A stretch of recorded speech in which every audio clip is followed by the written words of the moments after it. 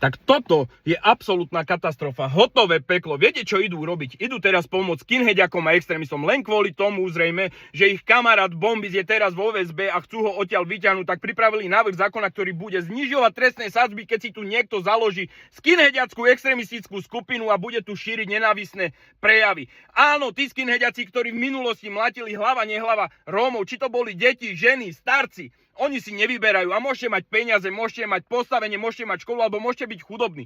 Oni nerozoznávajú. Jednoducho ste cigán a musíte dostať bitku, tak ako v minulosti, keď hádzali zapálne fľaše do okien alebo keď ubalovali naše rómske deti. A presne takisto sa chová táto vláda naša, ktorá nám dnes vládne. Oni si nevyberajú, oni sa na nás pozerajú ako na odpad.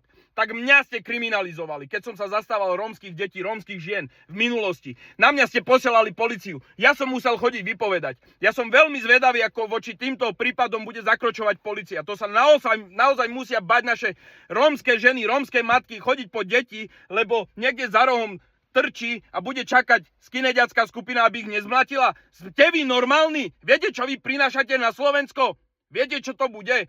Toto je jasný výkričník pre všetkých Rómov, aby vedela, aká táto vláda vládne, komu pomáha. Tak najprv pomohli zlodejom, potom mafiánom a teraz skinheadiakom a extrémistom, aby vyťahli svojho kamaráta z basy. Tak tu pripravia peklo pre nás Rómov. Toto nie je normálne a toto nemôže nechať naozaj nikoho chladným. Toto je veľký výkričník.